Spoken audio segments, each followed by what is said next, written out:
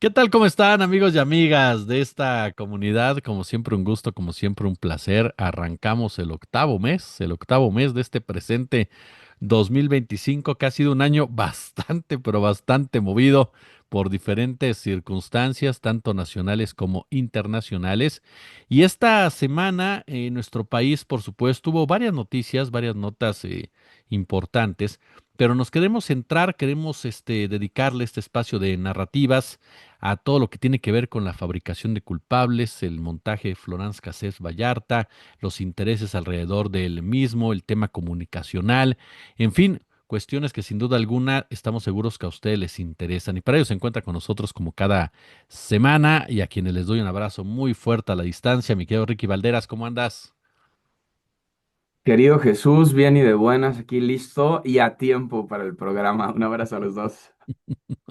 Fede Bonazo, te agradezco en el alma que estés con nosotros. Sabemos que andas con una voz sexy y sensual. Y de verdad, muchas gracias, querido Fede, por andar por acá.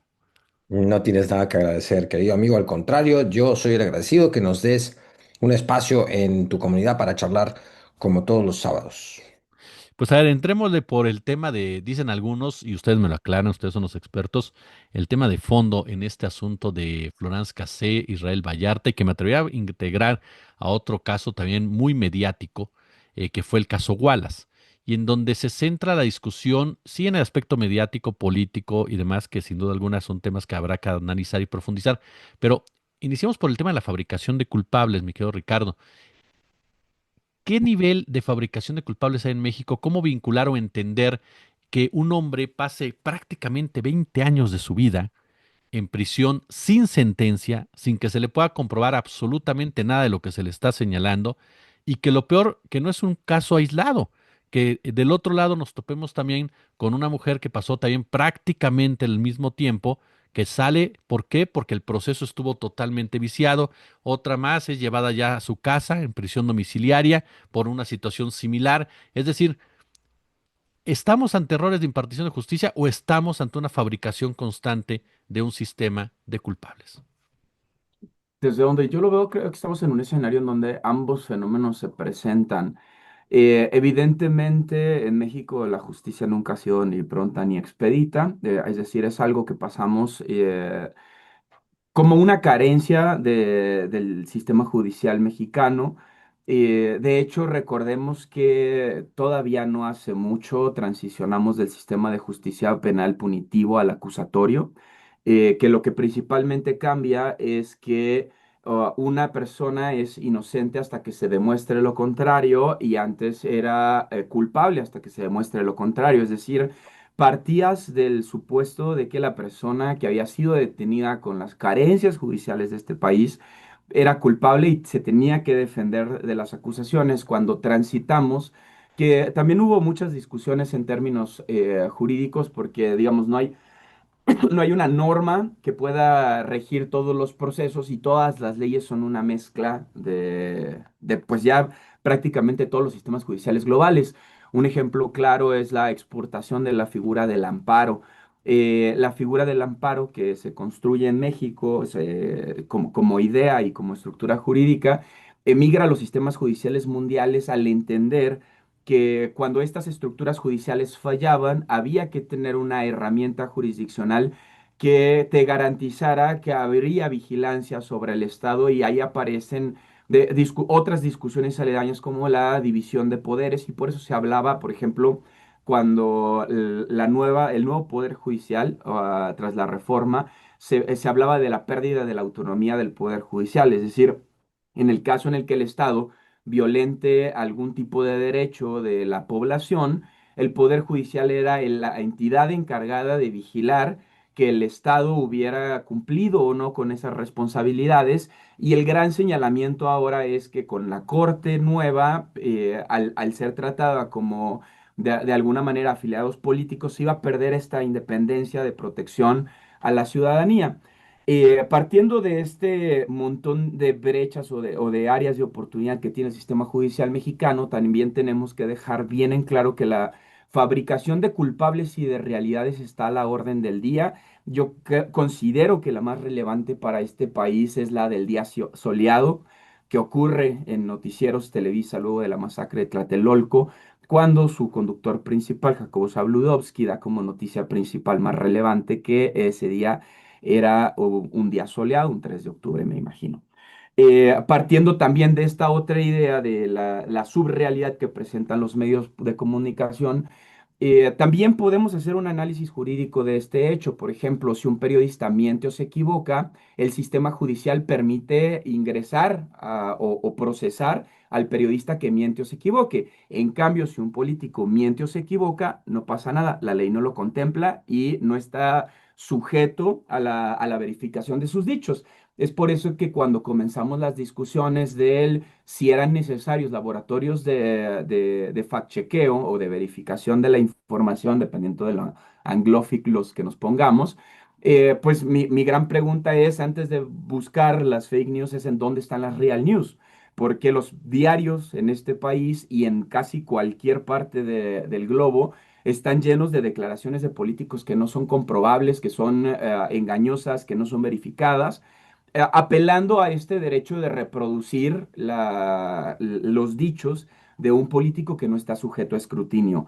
En ese entendimiento surgen ya las discusiones que son más de términos sociales, es decir, la veracidad de un periódico dependerá justo de la responsabilidad de sus periodistas y de la misma manera la veracidad de un político dependerá de las tantas o muchas veces que aparezca, digamos, pronunciando falacias o verdades frente a la ciudadanía. Esto es un escenario bastante complejo porque ha sido una realidad de todos los tiempos. Recordemos incluso que el diario New York Times se tuvo que desdecir sobre la guerra de Uganda y de otras tantas guerras. Es decir, se ha utilizado el aparato mediático constantemente para fortalecer las narrativas hegemónicas y dentro de estos espacios es que hay personalidades que tratan de combatirlo, tratando de presentar protocolos cada vez más estrictos para presentar información. Y es el parteaguas del periodismo de investigación, es justo este planteamiento que acabas de hacer, querido Jesús. Hay una frase que voy a robármela de uno de los panelistas, de uno de los miembros de esta célebre, acalorada, candorosa mesa para hacerle la pregunta a Federico Bonazo. Si tenemos un nivel de impunidad superior al 95%, 97, 98%, y las cárceles están atestadas, pues ¿quiénes están en las cárceles, mi querido Federico? ¿Quiénes son los que están ahí, en pocas palabras? ¿Y cómo se mueve ese sistema de impartición y de procuración supuestamente de justicia? Al día de hoy, según denuncia la Defensoría Pública, hay más de 1.200 personas que llevan más de 10 años en la cárcel sin sentencia. Debe haber otras miles o cientos que llevan 5, 4, 3 años sin sentencia.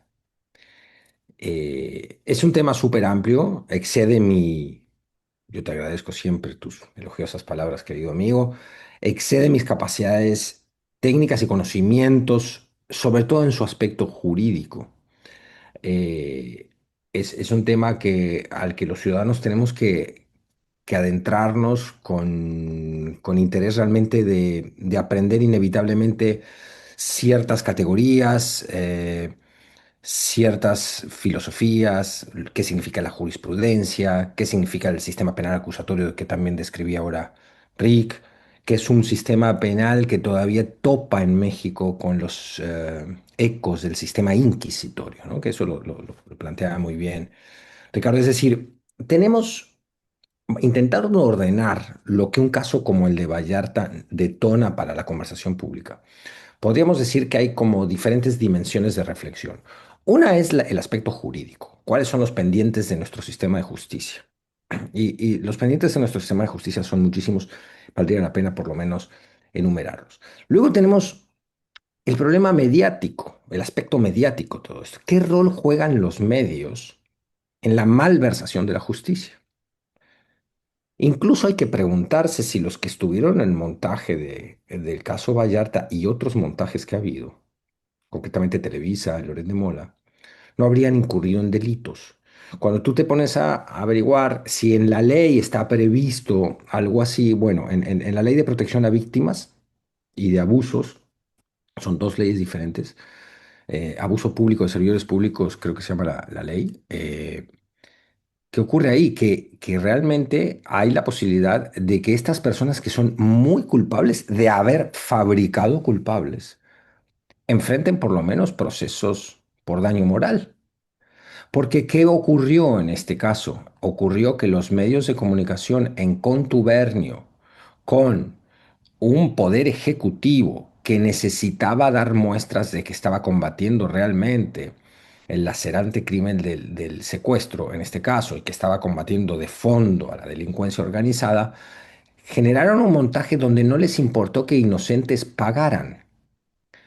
Y ahí en esa complicidad, pues al quedar expuesta después con el tiempo, queda al descubierto lo que es un sistema que más que judicial es un sistema periodístico de impartición de justicia. Es decir, se imparte la justicia a través de el ánimo que instala en la opinión pública este tipo de montajes, ¿no? Luego recordaremos que Florence Cassés salió en 2013 porque la Corte así lo decidió, pero Israel Vallarta siguió adentro. Es decir, hubo una presión diplomática que también altera cómo se ve la justicia, porque en un caso hubo ciertas consideraciones y en otro no. En fin, y luego tenemos el aspecto jurídico, tenemos el aspecto mediático, tenemos el aspecto político. ¿Qué ocurre con este tipo de casos? Que también, como tienen la posibilidad de ser utilizados como herramienta politiquera de combate narrativo contra el rival político, adquieren mayor relevancia y de golpe se le presta mucha atención a un caso como este, donde García Luna y García Palomino quedan al descubierto como parte de una manera de gobernar que tenía el PRIAN o el Calderonato, y esto tiene un rédito político también para ciertos sectores de la 4T, hay un énfasis ahora en este caso y uno dice, lo festeja, dice que bueno, nos alegramos, qué bueno, pero no podemos andar dando brinquitos de excepciones en excepciones. ¿Qué pasa con estos otros 1.200 que la Defensoría Pública ha denunciado? ¿Qué pasa con todos los casos que están en la cárcel producto de declaraciones obtenidas bajo tortura? ¿Cómo puede ser que la tortura siga siendo una práctica para obtener los inicios de las carpetas de investigación con las que las fiscalías avanzan y luego presentan a los jueces los casos? ¿Cómo puede ser que la Fiscalía General, aunque haya cambiado de Calderón acá, haya mantenido el caso abierto?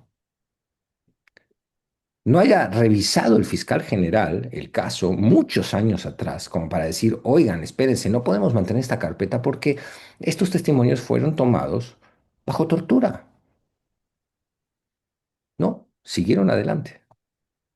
Es decir, el montaje de la disque justicia es más importante que la justicia misma, para medios, para fiscalías y para políticos. Acá lo dejo en esta primera intervención. Digo, ya quemó todos los temas Federico, pero bueno, no es cierto. No, fíjate que esto que planteas ayuda a profundizar ese punto. Ahorita lo mencionábamos, la Fiscalía General de la República. Es decir, fueron 7 años ya de otra administración. Se presenta este caso con Vicente Fox, es en el 2005. Llega el tema del gobierno de Felipe Calderón, el cual nunca cede, hay que recordarlo. Florence Cassés sale con Enrique Peña Nieto, es decir, Felipe Calderón jamás cede a pesar de las discusiones con Francia y demás. Es Enrique Peña Nieto quien libera a Florence Cassé en un acto que yo no sé también qué tanto, y a lo mejor aquí, perdón, esto no de Brayano pesa hasta el aspecto racista, ¿no? De que ella es francesa y este es mexicano y este se queda aquí y aquella ya se va. O el desamparo de tus propias instituciones en un momento dado para defender a una víctima, que en el caso de Florence Cassé, Francia sí se intensificó más y en México se quedó ahí, permeando solamente. Pero el punto al que quiero llegar, querido Rick, es precisamente este. ¿Por qué seguirle? O sea, ¿por qué mantener a esta persona en la cárcel, literal, y no probarle nada? Porque tuviste 7 años con Hertz Manero ya, 7 años en donde Si hizo algo, pues compruébaselo. Si no hizo nada, pues libéralo, en pocas palabras. Y sin embargo, se tardaron 7 años de estar pateando el caso, de estarlo ignorando, de estarlo boicoteando, en fin. Principalmente, Salud, señor eh, Bonazo. Principalmente creo que debemos de analizar las posibilidades dentro del marco de ley, porque hasta donde yo tengo entendido, según el Código Nacional de Procedimientos Penales, hay un máximo de tiempo que puedes pasar en prisión preventiva oficiosa. La semana antepasada cené con uno de los, son administrativos de los juzgados que trabajaron en el caso de Florence.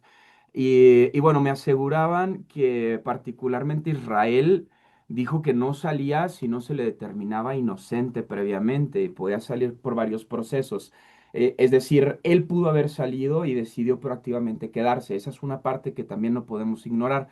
La otra parte que queda abierta, que es la que mencionas, por qué hay una investigación abierta, por qué hay una estructura judicial que sigue imputando a alguien sin ningún tipo de regulación o de investigación profunda, de un análisis en donde entendamos todos los procesos de instauración narrativa, porque claro que hubo tanto codificación de roles como explicación del mito como marco, la estructura narrativa de clase, todos los elementos que, por ejemplo, Roland Barthes nos ayuda para presentar un análisis narrativo están apareciendo poco a poco en la narrativa del caso Florence Cassés, debido a que eso era, ¿no? La instauración de un mise en scène como una realidad tangible, es decir, una puesta en escena presentada como un noticiero, lo cual además también está tipificado, la alteración de cualquier escena del crimen, que no viene categorizado qué tipo de alteración,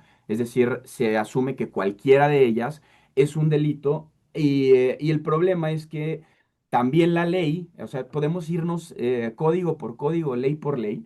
También la ley contempla que estos delitos no es que se persigan por oficio. Entonces, nos encontramos en una encrucijada en donde la única respuesta viable es la que dio la presidenta. A partir de ahora, todo jurídica que decide Israel frente al Estado mexicano tanto apelando a la ley de víctimas que se ha mencionado Federico, pero también habrá un nuevo proceso de instauración narrativa en donde tengamos que hacer un análisis, un reanálisis de, por ejemplo, Israel Vallarta, ya codificado como el villano, las víctimas como héroes pasivos, la Policía Federal como El Salvador. Bueno, ahora todos sabemos que esto no es así. ¿En qué lugar quedarán y con base a qué elementos es la nueva ruta? Porque, insisto, existen nuevos elementos para rehacer el caso y replantearnos esta realidad. Entonces sabremos el nivel de involucramiento que tiene cada uno de los actores en este proceso. Sin esto, no podemos llegar a una conclusión adelantada.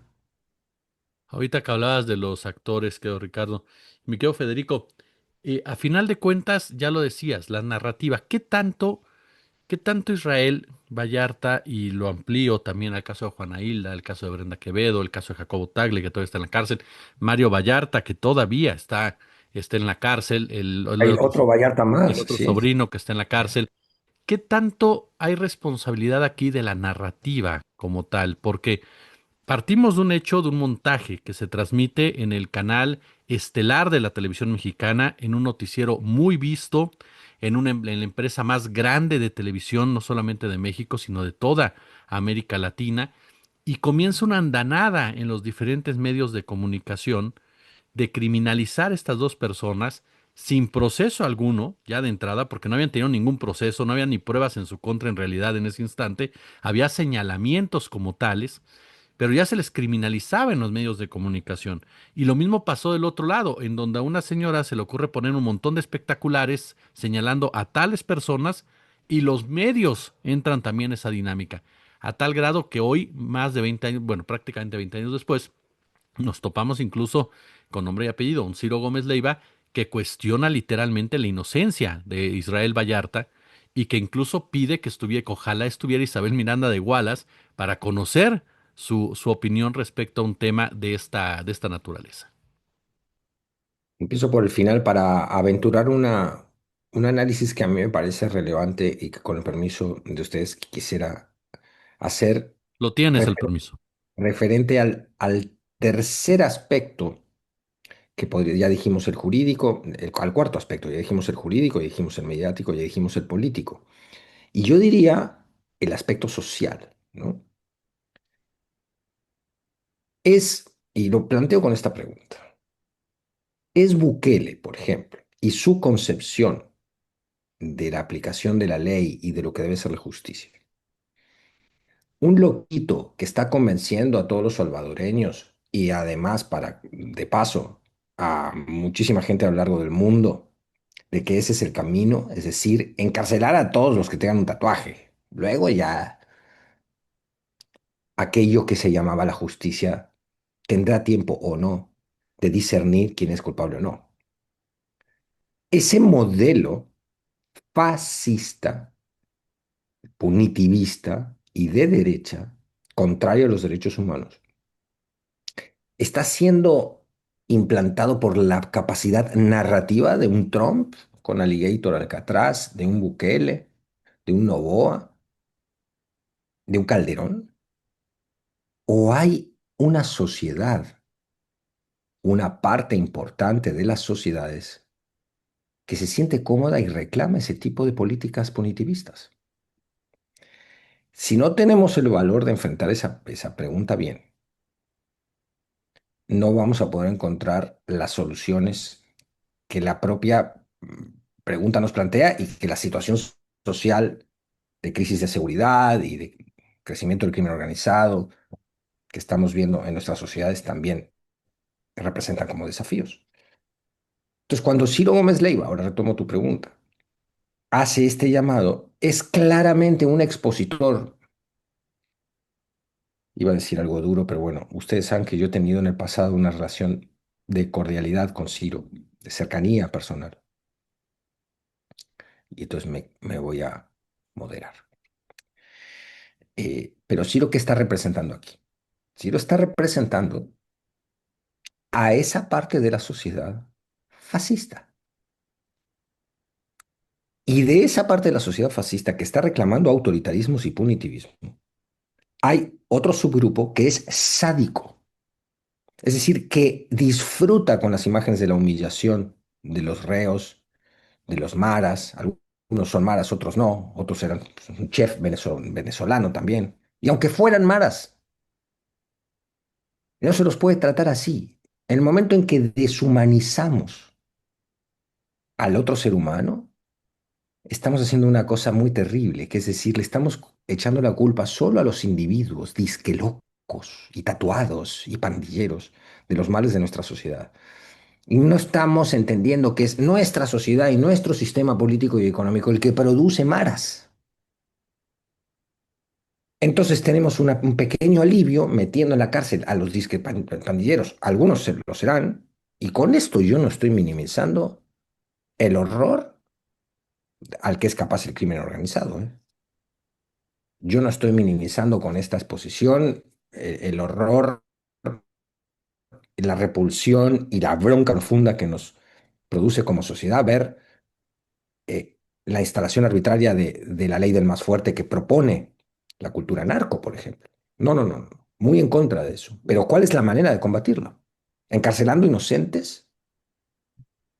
¿Rebajándolos a la categoría de animales? ¿O como proponía el presidente López Obrador, atacando de fondo las circunstancias, las estructuras, las relaciones económicas y políticas que permiten que haya seres humanos que escojan el camino de la violencia o que se vean forzados a migrar?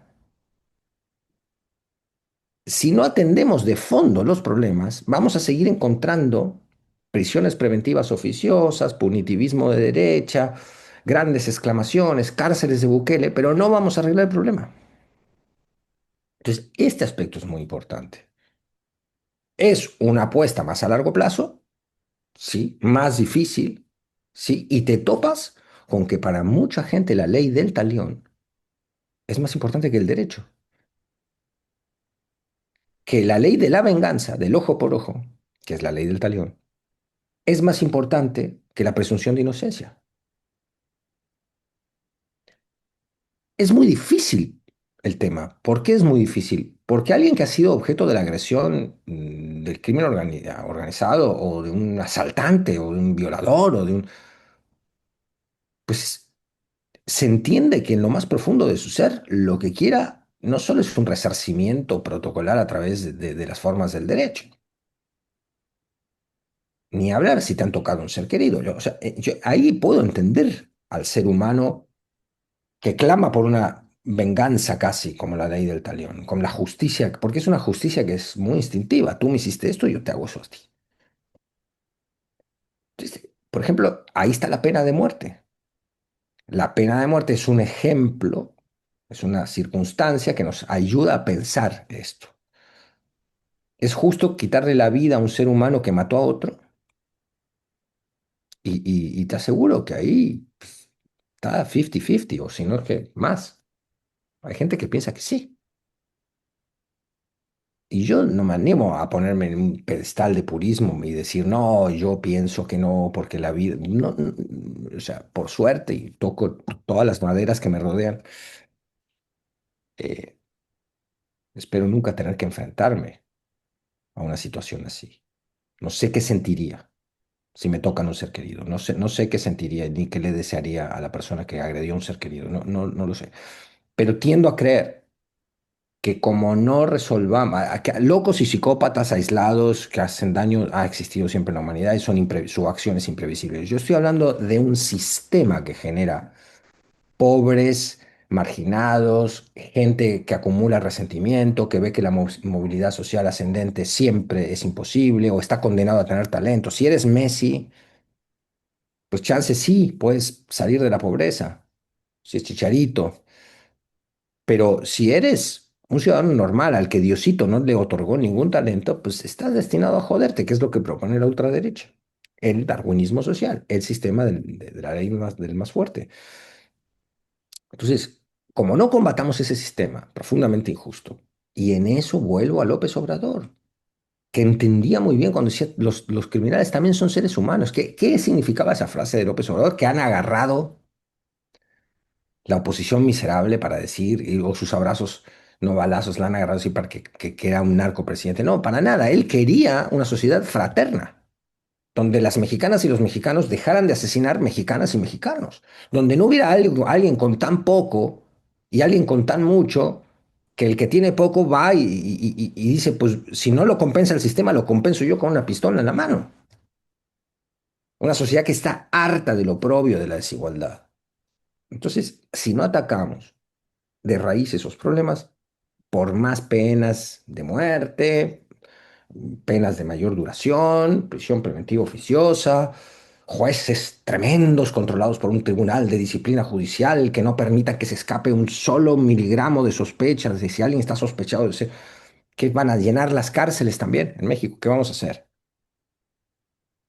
Es un problema muy grave, muy difícil de solucionar, pero donde tenemos que establecer que la presunción de inocencia, el debido derecho, la erradicación total de la práctica de la tortura por parte de los ministerios públicos y las fiscalías son elementos clave. La prisión preventiva oficiosa, que es un desastre. Si Israel Vallarta estuvo 20 años con prisión preventiva nada más, imagínense con la prisión preventiva oficiosa, donde ya se saltan algunos otros procedimientos que impedían que cualquiera que sea denunciado por cualquiera vaya a la cárcel en lo que se averigua su culpabilidad.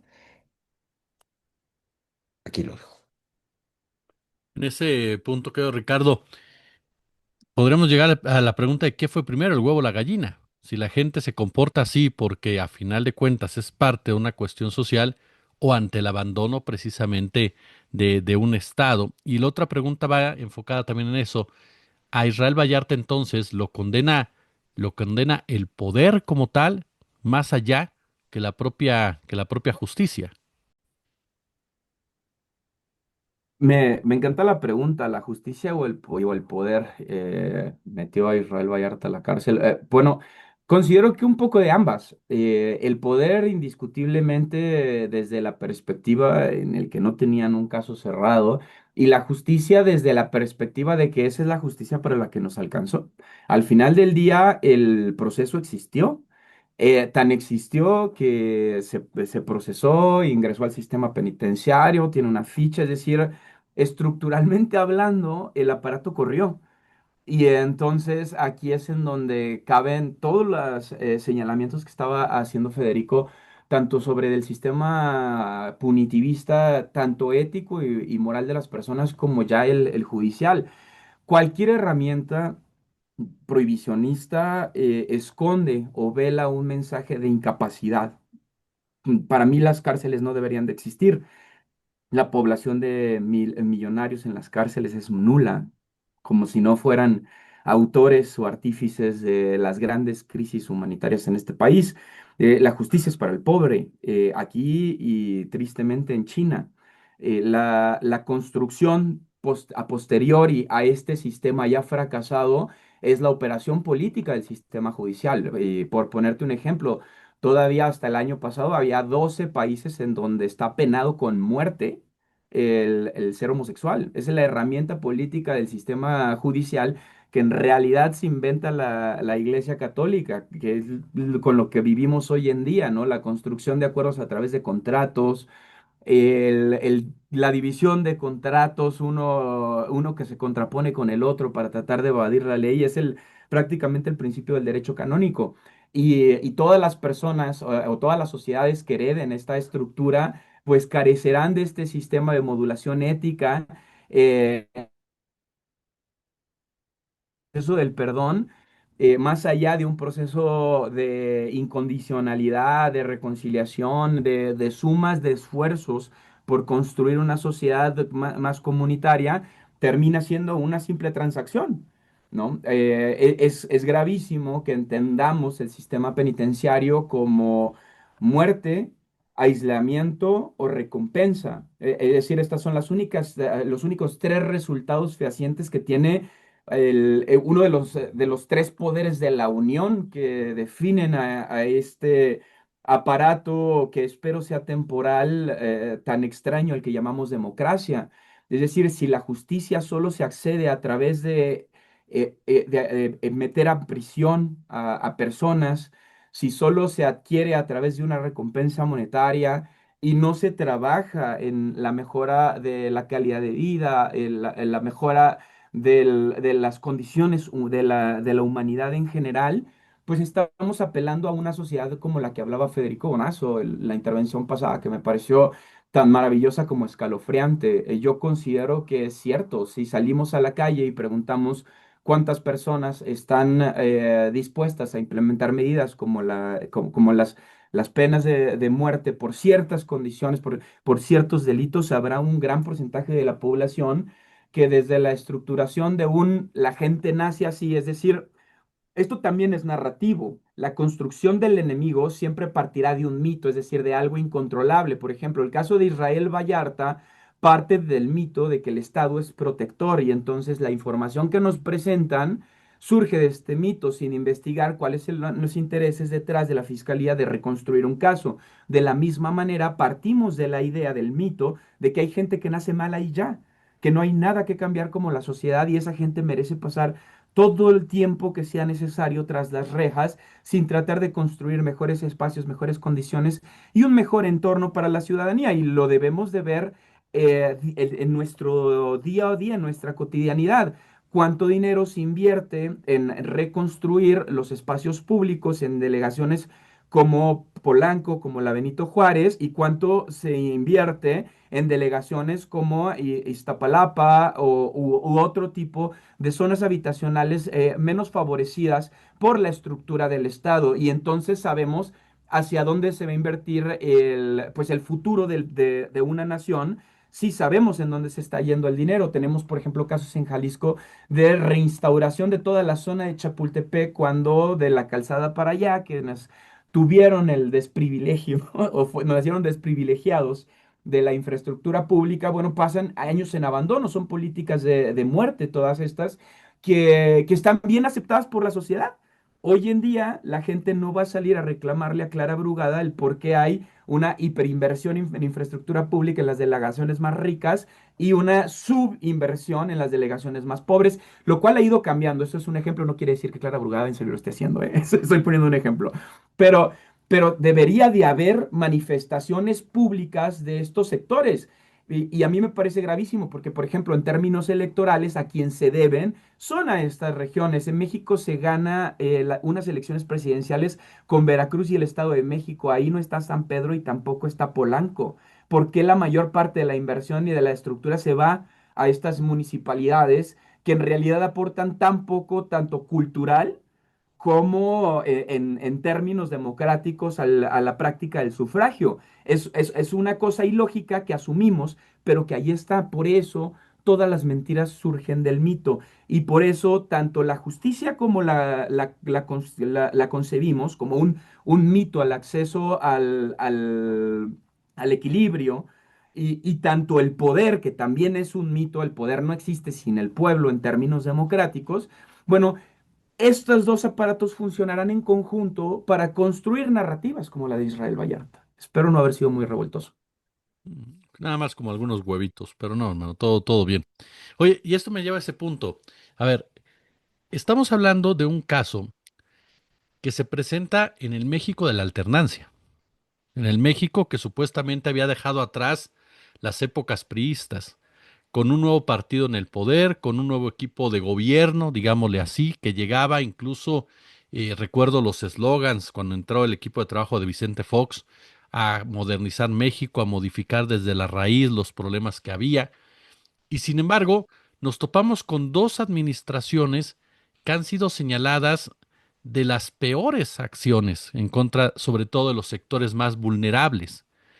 Fueron un reflejo precisamente de ese poder, de esa derecha, pero más que la derecha como tal, de ese sistema económico que ya estaba rigiendo como tal, sin importar quién era el PRI y quién era el PAN, y qué tanto entonces vivimos un México falso, que las instituciones que tanto se hablaron de ellas, que tanto se defendieron incluso en los últimos meses, pues en realidad no estaban funcionando o no funcionaban o funcionaban únicamente para aquel que las pudiera pagar, quedó Federico. Sí, a ver, en algunos aspectos, los gobiernos de la 4T han significado una verdadera transformación de las relaciones sociales, de la relación entre gobierno y gobernados. Eh, Todo el aspecto social en el que ha hecho énfasis la 4T nos permite distinguirlos de los gobiernos precedentes. La recuperación del poder adquisitivo. Ha salido hace unos días el nuevo censo de ingresos y egresos que muestra que México está ingresando más de lo que gasta, que los hogares mexicanos. Se ha disminuido el índice de Gini, que es el parámetro con el cual se mide la desigualdad. Eh, el poder adquisitivo de las clases medias y trabajadoras, sobre todo las clases trabajadoras, se ha recuperado. Han subido a rango constitucional una serie de derechos, incluidos los planes sociales de carácter universal, que realmente han actuado como una medida de emergencia y de urgencia ante lo que era una desigualdad lacerante que impedía que mucha gente llegara a la canasta básica. En todo ese aspecto, los gobiernos de la 4T han sacado a millones de personas de la pobreza. Ahí hay un verdadero proceso transformador de redistribución del ingreso nacional, de redistribución de la riqueza, para la cual hay que dar también ciertas batallas soberanistas, es decir, nuestras riquezas naturales, incluida la energía, por supuesto el petróleo, el litio, nuestros recursos, nuestros minerales, son mexicanos y son una riqueza compartida, pública. No ha sido fácil revertir una serie de reformas que hubo con el prianato de la transición a la que tú te referías, querido Jesús, que violentaron esa noción soberanista. Y lo ves instalado en un sentido común de gente que se indigna cuando se va Iberdrola. Pero se va Iberdrola porque aquí, porque no, pues, no quiere cumplir la ley. No es que se va porque la echa la 4T. 4T le dice, usted tiene que pagar la renta. No puede llevarse todo. ¿Comprende? Comprende, amigo, porque cosas han cambiado, circunstancias se han... En todo ese aspecto, podemos hablar de una diferencia crucial, importante, de tipo y no de grado entre la 4T y los gobiernos del PRIAN de la transición. Ahora, ¿podemos decir eso de la justicia, del sistema de justicia? El cambio de la elección de jueces de personas juzgadoras va a garantizar un mejor acceso a la justicia. Está diseñado para remover, cambiar y alterar las deficiencias estructurales que tiene el sistema de justicia mexicano, una de las cuales es el acceso a la justicia, la desigualdad que hay en el acceso a la justicia. Es lo que tú planteabas en tu pregunta. Hay gente que la puede pagar el acceso a la justicia y gente que no. ¿Eso se ha modificado con la nueva reforma judicial? No. Ojo, no quiero ponerme en fatalista. Veremos cómo la impronta de las nuevas jueces y los nuevos jueces eh, va a actuar sobre el sistema de justicia. Pero no hace falta ser un experto en la materia para darse cuenta que no está diseñada la nueva ley judicial. Las nuevas instituciones judiciales como el peligrosísimo Tribunal de Disciplina Judicial, comandado por 5 personas nada más, que van a tener un poder enorme sobre el quehacer de los jueces. No está diseñado para mejorar notablemente el acceso a la justicia y solucionar los rezagos históricos. Está solucionado para remover una estructura que estaba cooptada por un interés político, en este caso asociado a la oposición. En muchos aspectos, no en todos, porque no todo juez de distrito era panista o jugaba para el PAN, pero sí una Suprema Corte que evidentemente jugaba ya de manera facciosa partidista, como demostró Norma Piña con la obscenidad necesaria que necesitaba la 4T para instalar la noción de que era urgente la reforma judicial. Pero la reforma judicial no toca las fiscalías y mientras no toque las fiscalías, nuestro sistema de justicia no va a mejorar. La prisión preventiva como regla y no como excepción, sumado a esto la prisión preventiva oficiosa, promovida por la 4T, es una catástrofe en cuanto a los derechos humanos y es una catástrofe también que va a perjudicar al pueblo al que se dice defender.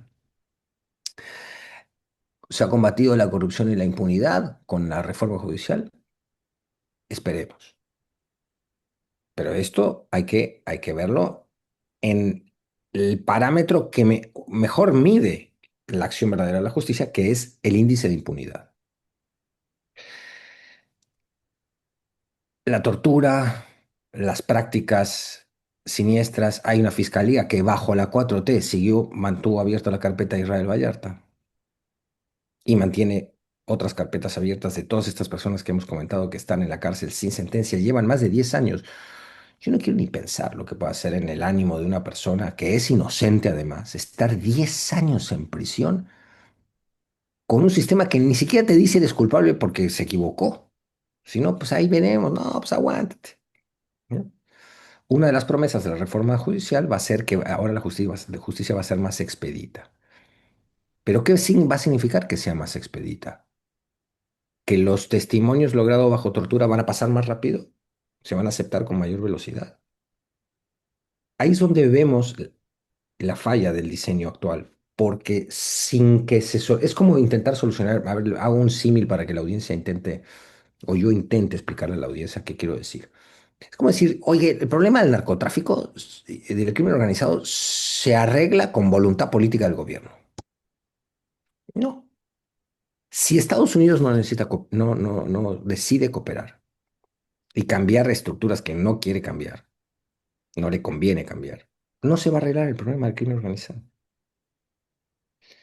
Lo mismo pasa con el acceso a la justicia en este país. Sin arreglar las fiscalías, no vamos a mejorar el acceso a la justicia. No quiero yo decirlo todo esto desde un fatalismo, desde la bronca de esta gripe que tengo que me ha producido unas Uno ojeras. ve la No sé, cara de Ricardo, ya lo pusiste casi a llorar. no sé cómo disculparme con la audiencia porque estas ojeras, este problema de alopecia acelerado, me tiene de un profundo mal humor.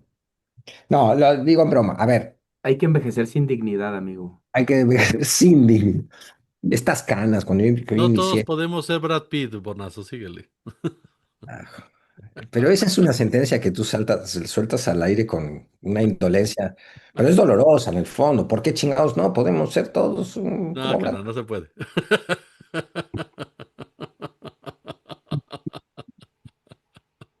No, a ver, no quiero implantar un ánimo fatalista ni... Hay cosas buenas, hay que reconocerlas y hay pendientes muy importantes que siguen siendo pendientes y también hay que reconocerlos, porque sin reconocerlos no vamos a arreglar la cosa. Voy a finalizar con una pregunta para ambos y que le profundicen como ustedes deseen. Y yo sé que es un tema que a Rick, mire, por aquí le sale la sangre. Este, este caso en particular, ¿qué demuestra de la relación medios? Y no medios, no me refiero a Loret, no me refiero a Susana Pimentel, no me refiero a el reportero Pablo Reina, no, medios y el poder político, a final de cuentas, y el poder empresarial vinculado con Eduardo Margolis, patrocinador de Televisa, y que tenía ese programa personal con con los Cassés.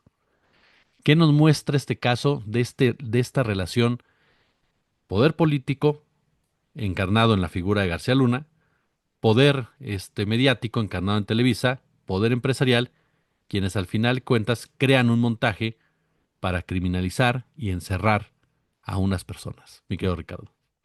Sí, si me lo permiten, quiero comenzar con un comentario de la intervención de Federico que me parece imperdible. No, no vas a ser Para, Brad Pitt tú tampoco, güey. no, ¿para qué queremos a una empresa en México? Porque hubo muchas quejas respecto a si Morena corrió o no a Iberdrola. Recordemos que es una empresa señalada por malversar el mercado en Reino Unido y por extorsión en Estados Unidos.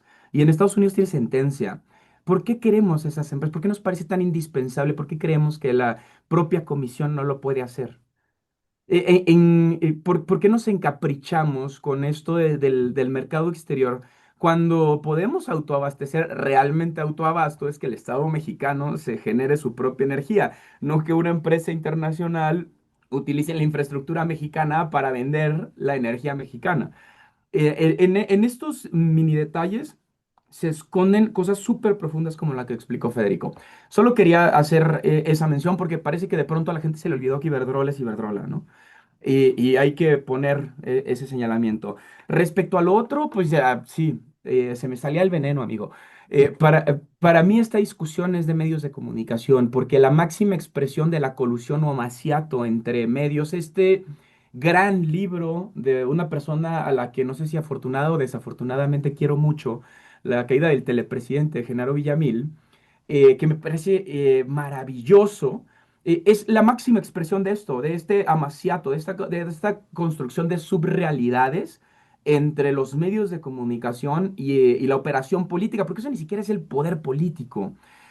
¿A qué voy con esto? Me parece verdaderamente grave que estemos señalando la operación de alguien con tan pocas ideas como personalmente me parece que es Loret.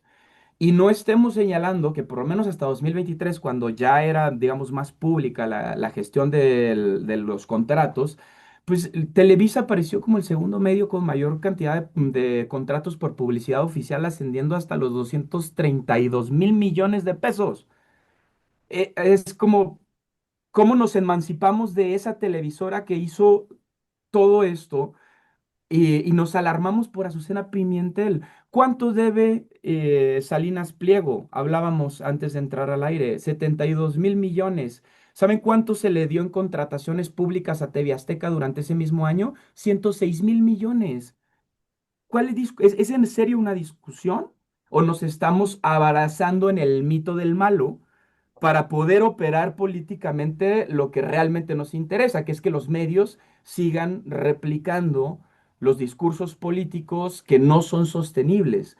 Es decir, tenemos que pensar en un modelo urgente y es una de las grandes deudas del obradorismo para emancipar la publicidad oficial que cumple un papel importantísimo en el ecosistema de la información, que es la de la posibilidad de generar concursos públicos. Como cualquier empresa, los medios de comunicación deberíamos de poder acceder a publicidad oficial, pero no bajo las leyes actuales. López Obrador lo prometió y no lo cambió. La publicidad oficial hasta el día de hoy con la presidenta Claudia Sheinbaum son favores políticos. Y esto no puede ser así. Y hasta que no lo cambiemos, hasta que no generemos condiciones y un ecosistema saludable de medios de comunicación, no vamos a poder tener esta discusión de manera seria, porque ahorita es un montaje por esto, pero qué nos asegura que lo propio de Salinas Pliego no es un montaje cuando estamos viendo los montos que se les entregan? Cuando sus empresas siguen sin ningún tipo de sanción para que la hacienda pública los sancione durante meses o años para no licitar debido a, por ejemplo, actos graves como el de Javier Alatorre incitando a que la gente ande sin cubrebocas en plena crisis sanitaria, ¿no? Es decir, ¿en qué momento se cierra esa llave a esos empresarios o cuál sí es el motivo y cómo vamos a construir la solidez en el discurso gubernamental en mitad de esta estructura? Sé que es un paso y sé que, por ejemplo, la reducción al presupuesto en publicidad oficial que sí instaura el obradorismo era importante, pero ¿a poco el trabajo que hizo Televisa no lo podía hacer otra como La Octava, Milenio? Multimedios, es decir, hay tantas televisoras, hay tantas posibilidades y ¿por qué apelar a los mismos grandes poderes? Bueno, porque el Consejo Mexicano de Negocios sigue tomando en gran medida las grandes decisiones de este país. Son las mismas empresas. Y hay un contubernio todavía entre el poder capital y el poder político y no podemos cerrarnos los ojos a, a que esto existe y que es un problema que tenemos que atender. ¿Cuál va a ser el límite? La libertad de expresión no puede abrazar los discursos de odio, los discursos que atenten contra la seguridad nacional, como es la salud pública. Desde mi perspectiva, tenemos que replantearnos por insaculación. Hay un montón de métodos. ¿Por qué al Poder Judicial sí lo pudieron instaurar un proceso de tómbola o de insaculación y a la ley de publicidad oficial no? Tienen la mayoría en todos los poderes, no pueden decir que no, es que les gusta tener este poder de decirle a los dueños de los medios de comunicación qué decir. Esta es la única razón lógica por el cual esta estructura sigue de esta manera. Y necesitamos hablar de esto, tenemos que tener esta discusión porque no podemos funcionar como un aparato de replicidad de falacias como el caso Florence Cassés e Israel Vallarta. Voy contigo, creo, Fede. La misma, ¿en dónde está esa relación entre política, empresarios, dueños de medios y empresarios?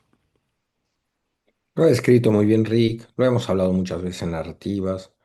Hay una comunión de intereses. De alguna manera, los dueños de México, que a muchos no son mexicanos, el interés privado, el poder económico concentrado, tiene en los medios de comunicación sus herramientas de construcción de narrativas eh, que responden a los intereses de ese empresariado, esas élites ricas, que a veces también entre ellas entran en disputa y se pelean.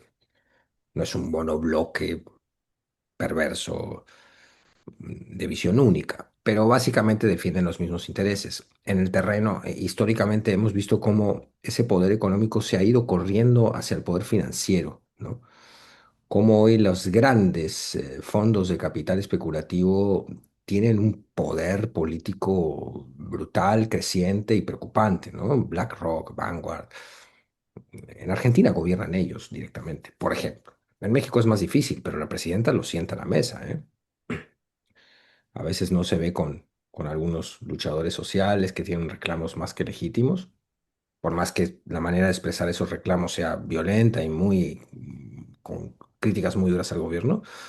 Con esas personas no se sienta, pero con BlackRock sí.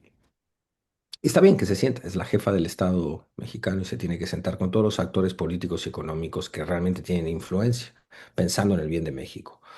Pero también hay que ponerles altos. Y también hay que ponerles altos cuando se tiene una autoridad política y popular que no siempre se conquista. La presidenta tiene en este momento un gran apoyo popular. Aparte y lejanos a este episodio de narrativas, no podemos entrar en esa especulación, es el problema interno que tiene el bloque de la 4T y del obradorismo, ¿no? Cuyas disputas de poder interno ya las estamos viendo, son fuertes, son sacudidas que por lo menos se controlan a la luz de lo público bastante bien, pero que debajo de esa superficie de lo público hay una turbulencia brutal. La estamos viendo con el caso de Ana Augusto, con la caída en desgracia de Monreal, en fin, con ciertas voces de la 4T que han empezado a practicar una crítica que antes ellos mismos criticaban, es decir, no, los trapos sucios se lavan en casa, eres un tal por cual, eres un tibio, no hagas una crítica al gobierno ahora. Esas mismas voces han empezado a ejercer la crítica y eso quiere decir que hay un cambio interno en la disputa por el poder y en entender que si queremos heredar los valores del obradorismo, hay que defender a Claudia, lo que ella representa, y hay que construir un espacio, le guste a los estatutos de Morena o no reconocerlo, porque están prohibidos por los estatutos, las corrientes internas existen en todo movimiento y más de un tamaño como este, van a existir las corrientes internas y hay que entender como ciudadanos cuál es la que mejor representa nuestros intereses. Para mí es el claudismo y siempre insisto, ¿dónde está? ¿Quiénes son sus otros referentes? Le urge al claudismo establecer claramente hacia el resto de la sociedad que además de Claudia Sheinbaum, ¿quiénes son sus referentes? Más allá de eso, lo que digo es, y a la agresión de los Estados Unidos, que también tiene a la presidenta en jaque y lo ha manejado realmente con enorme sobriedad e inteligencia y muñeca y talento político. Creo que este es el momento para que ella dé algunas peleas. Y algunas de las peleas las tiene que dar también con ciertos medios de comunicación, a los cuales no habría ningún problema en cuestionar concesiones que están dadas en otras épocas de manera demasiado beneficiosa, arbitrariamente beneficiosa para los medios privados y no para las reglas y el derecho a la información que tiene la ciudadanía. Es decir, hay que dar esa batalla sin temor a que te digan que estás censurando a nadie. Eh, y por otro lado, una de las batallas es la mañanera. La está dando, ¿eh? Ojo. López Obrador lo entendió muy bien. Mucho antes que cerrar un medio o quitar la concesión a Televisa, López Obrador entendió que desde la mañanera se podía desafiar y contestar con mucha eficacia la narrativa que viene de las grandes televisoras. Pero cuando tú ves el noticiero de La Torre, por ejemplo, todos los días se basa en fake news, un noticiero que se basa en deepfakes, que son estas noticias falsas. Todo el tiempo generando propaganda de animadversión hacia el gobierno, todo el tiempo. Entonces, eso debería ser denunciado. Eso debería ser más denunciado de lo que es, porque en los miércoles de quienes quieren las mentiras sale un poco en las mañaneras, pero tendría que ser mucho más explicitado. Y por otro lado, ciertas peleas contra el poder empresarial que habría que dar. Para mí, insisto, no para mí, que soy un muchacho común, sino para gente que realmente entiende la economía. Sin una reforma fiscal progresiva, donde se tase a las personas morales de una manera proporcional al ingreso de las empresas, no vamos a poder ni obtener los recursos para sostener los planes sociales, ni transformar a fondo. Ahora, una cosa es decirlo en la mesa de narrativas, tomándose un tecito, y otra es ponerse en los zapatos de la presidenta que está viendo todo el tablero, como dice López-Gatell. Él hace siempre esta metáfora que es muy buena. Ella está viendo todo el tablero. Los peones que están hasta allá, los alfiles que andan por acá, tú nada más estás viendo el sector de aquí. Ella tiene que ver todo. Entonces, bueno, pues no son tensiones diferentes a las que han tenido los gobernantes a lo largo de todas las épocas. Poder empresarial, poder mediático, poder económico, ligado absolutamente a su brazo ejecutor político, que es la derecha, que define los intereses privados, en pelea con nuestras izquierdas realmente existentes, que a veces no alcanzan a leer que en ciertas claudicaciones en pos del pragmatismo político y de la correlación de fuerzas, no alterarla demasiado, pierden una identidad básica. Y al perder la identidad básica, regresa a la derecha con más fuerza, sea electoralmente o por otros medios más violentos. La 4T, por ejemplo, debe entender que la denuncia del derecho internacional, cerramos hablando del derecho, fíjense, que significa no denunciar abierta, decidida y con mucha fuerza el genocidio que estamos viendo en Gaza por parte del Estado terrorista de Israel, es una claudicación de los deberes internacionales que tiene México, de los deberes que le impone la Carta de las Naciones Unidas, y que eso se puede revertir contra nuestro sur global, como ya lo estamos viendo. ¿Qué son las medidas arancelarias de Trump contra Brasil, sino venganza política que nada tiene que ver con el déficit comercial? Es muy importante estar fuertes y unidos como sur global ante los embates de una ultraderecha que ha tomado a la principal potencia del mundo y a varias otras naciones del planeta. Solo tiene usted, amigo y amiga de Narrativas. Póngale super chat, póngale super gracias. Déjenos sus comentarios, sus puntos de vista relacionados precisamente a este tema. Suscríbase, por supuesto.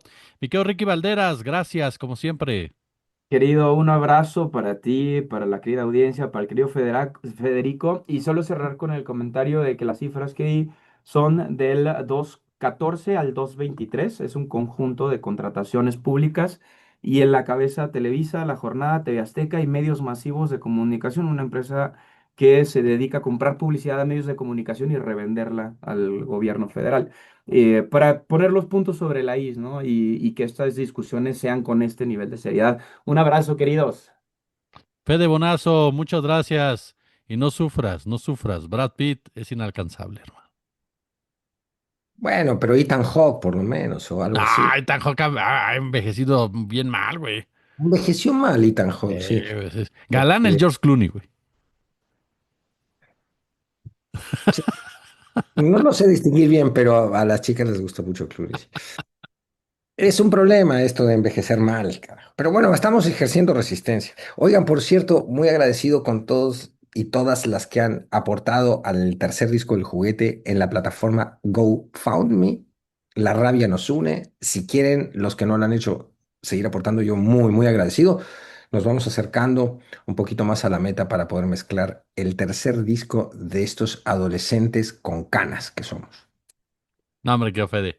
Esperamos más alcanzarlo todo. Ya Valderas está organizando ahí un, un fedetón en todos los sentidos. El fe de todo. Señores, muchas gracias, pero gracias a usted por escucharnos y por vernos. 20:30 César Pineda, 21:30 así Alejandra. Yo, como siempre, les agradezco el favor de su atención y ya lo sabe, como siempre, un gusto, como siempre, un placer.